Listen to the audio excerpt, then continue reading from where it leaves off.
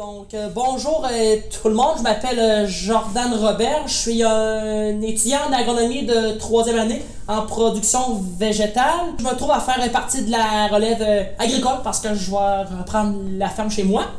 Donc, aujourd'hui, je vais vous parler d'un sujet qui est quand même pas mal d'actualité compte tenu de la COVID-19 et parce que le gouvernement dit qu'il faudrait essayer de favoriser l'autonomie alimentaire québécoise. Donc, c'est pour cette raison que je vais vous parler de l'agriculture de proximité, donc bien sûr des circuits courts.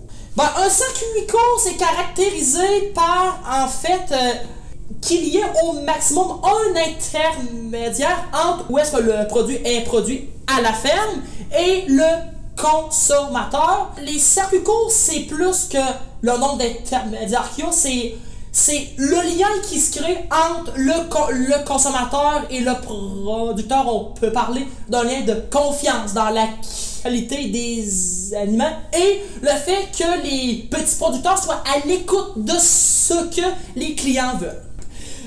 Aujourd'hui, je vais plus précisément vous parler des enjeux et des problématiques reliées à ce type d'agriculture-là parce que ça paraît simple à première vue, ça paraît d'être un peu comme un type d'agriculture bucolique qui est, disons, facile, mais c'est plus dur que ça n'en a l'air. Pour vous parler des enjeux et des problématiques, je vais séparer ça en deux volets. Le premier volet qui, bien sûr, va parler des productions végétales et le deuxième volet qui va parler des productions animales. Commençons par le premier volet.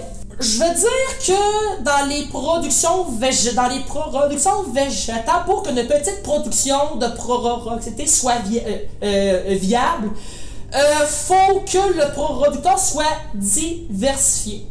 Le meilleur exemple que je pourrais prendre pour ça, c'est la production de carottes. On sait très bien que la production de carottes peut très bien se faire à très grande échelle et que l'ensemble du processus de production soit à peu près tout mécanisé, ce qui fait que le produit, en bout de ligne, est vendu à un prix assez compétitif.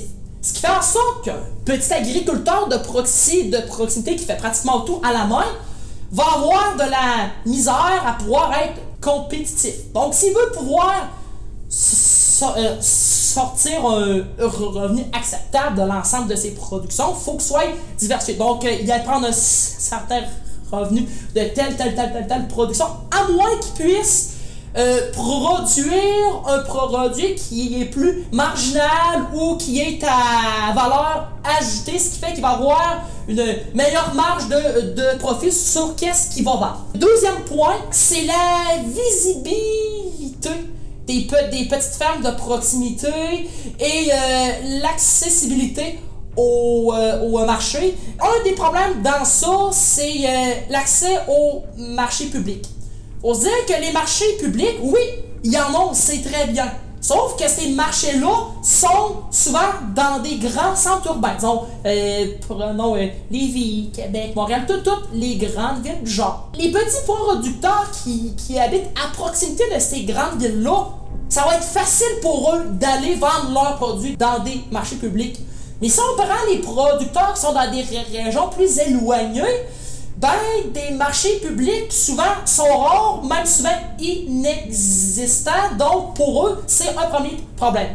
Le deuxième problème, c'est l'accessibilité de pouvoir vendre leurs produits dans les épiceries. Le problème est que la majorité des grosses chaînes de supermarchés, tous les produits qui vendent, ils ont des contrats avec soit des compagnies ou des fermes, ce qui font que ces grosses fermes-là, ont l'exclusivité de vendre dans ces épiceries-là. Donc, un petit producteur qui voudrait aller vendre ses produits dans une épicerie comme ça ne pourra pas, à moins, bien sûr, d'avoir un produit unique.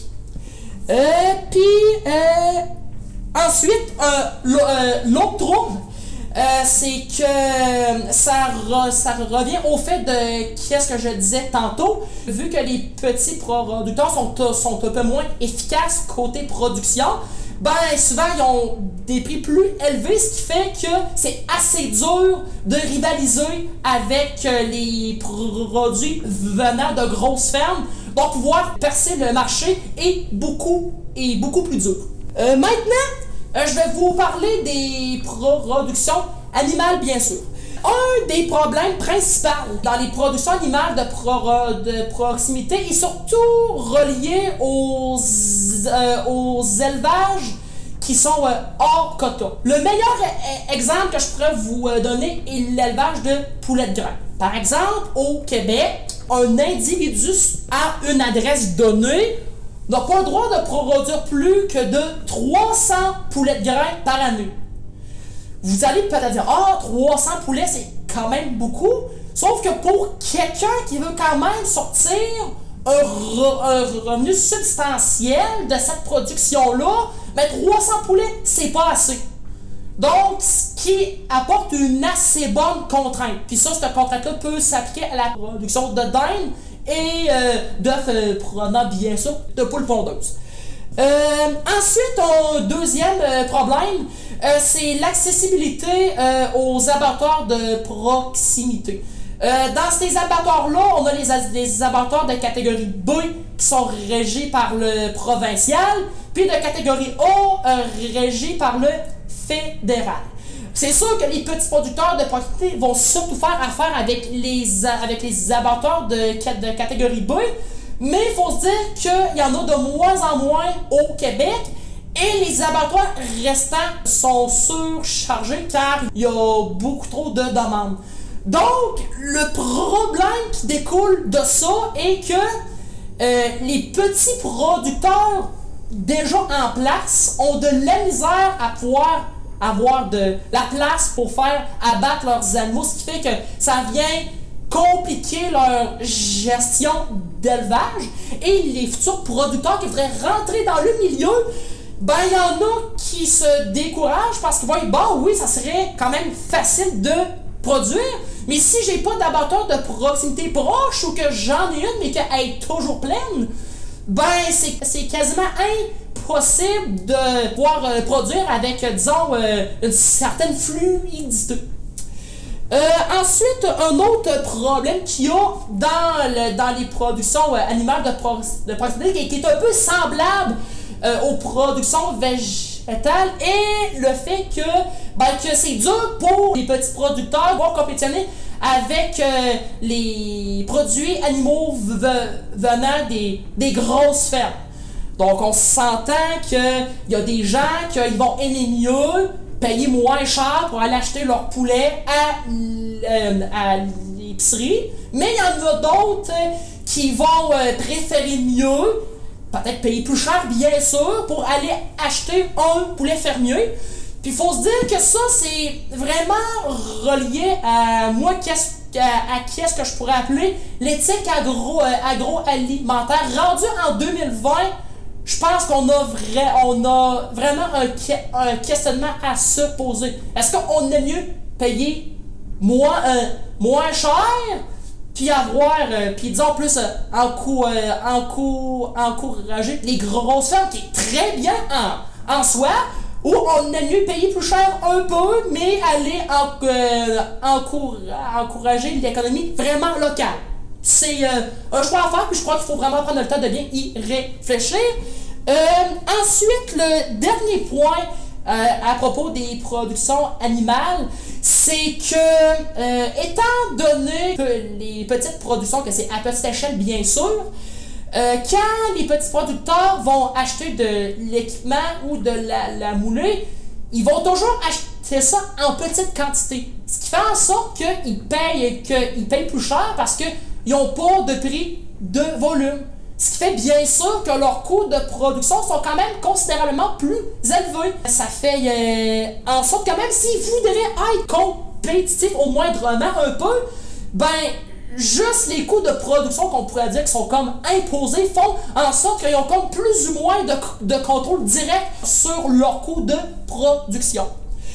Donc, ben, pour les enjeux et les problématiques reliées aux productions animales et aux productions végétales, ça ressemble pas mal à ça. Je pourrais pousser beaucoup plus loin, Mais pour cette capsule-là, je vais m'en tenir pas mal à ça. Maintenant, la deuxième partie de ma présentation va plus s'enligner sur, disons, un petit guide pour les gens qui voudraient se lancer dans l'agriculture de proximité, comme moi je le fais déjà. Donc c'est pour cette raison que je vais vous parler brièvement de mon exemple à moi, puis vous dire un peu comment que j'ai monté ça. Moi j'ai commencé à faire de l'agriculture de proximité quand j'avais environ l'âge de 12 ans.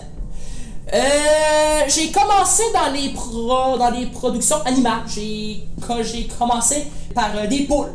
Ensuite, j'y étais avec des poulets. Ensuite, j'avais essayé des dindes, essayé de faire des lapins aussi. Ensuite, j'ai commencé à faire du porc. Puis, bientôt, je vais commencer à regarder pour faire du canard aussi. La chose que je pourrais vous dire quand on commence des petites productions comme ça, c'est de ne pas seulement vouloir s'aligner sur une production ou deux. Faut essayer plusieurs choses. Je sais que oui, que c'est du SRA, puis que ça peut amener à certains risques, mais comme on dit, qui ne risque rien n'a rien. Donc, c'est bien simple. Tu te dis, bon, je vais essayer telle production, puis là, tu dis aux gens, regarde, j'ai ça. Puis tu vas voir c'est quelle production qui marche. Puis t'en as d'autres que tu vas voir qui marchent aucunement. Puis il faut se dire que ça va même être relié à dans quelle région vous êtes. Comme moi, dans mon cas, la dinde et le lapin, dans ma région, ça a marché plus ou moins bien. Puis je connais des gens qui font des petites productions comme moi, que eux, dans leur région, la dinde puis le lapin, ça marche super bien. Donc ça y va beaucoup de par la demande régionale, mais aussi bien sûr, ça peut y aller avec nos préférences personnelles. Il y en a qui vont aimer plus élever tel animaux, puis d'autres moins. Puis aussi, ça dépend toujours des installations qu'on a. Puis ce que je viens de dire là, ça s'applique autant aux productions animales qu'aux productions végétales. Je vais juste vous montrer un petit exemple rapidement de moi, les principaux produits que je fais. Donc, dans les productions animales, le principal produit que je fais, c'est du poulet de grain, du poulet fermier. C'est des poulets entiers qui sont gelés. Ça, je vais dire que la demande pour du poulet de grain, comme ça, elle augmente toujours. Les gens adorent ça. Sinon, bien sûr, je produis des œufs fermiers. Les gens adorent ça aussi. Puis c'est le poulet puis les œufs, c'est deux productions qui sont super faciles. Puis que tu as une marge de profit assez intéressante. Sinon, dans les productions végétales, ma principale production, c'est les courges puis les citrouilles. Pourquoi je fais les courges puis les citrouilles? C'est parce que c'est une production qui est facile, qui est simple, puis qui demande pas beaucoup de temps, compte tenu que bien sûr que j'ai d'autres tâches à la ferme familiale, puis que je suis aussi aux études en même temps. Puis, quand je disais tantôt qu'il faut faire des productions qui ont un revenu quand même significatif en bout de ligne, les courges se vendent à un prix assez intéressant, ce qui fait en sorte que pour des petites productions de proximité, c'est une production qui en vaut la peine. Puis une autre production importante que je fais, je produis de la pomme de terre parce que moi de base mon but c'était d'être autosuffisant pour l'ensemble de la famille. Puis je sais que de la pomme de terre, il y a toujours de la demande pour ça. Puis c'est assez simple à faire, puis ça rentre très bien dans mes rotations de culture. Donc ça c'est juste un petit survol dans mon exemple à moi. Ça conclut pas mal ma présentation. J'espère que l'ensemble de tout ce que je vous ai dit vous éclaire un peu sur le monde de l'agroalimentaire en général, et surtout de l'agriculture de proximité et des circuits courts qu'on entend de plus en plus parler. S'il y en a qui ont un certain intérêt à se lancer dans ce domaine-là, ben je vous y encourage fortement parce qu'il y a de plus en plus de demandes pour des produits agricoles issus de ce type d'agriculture-là. Merci!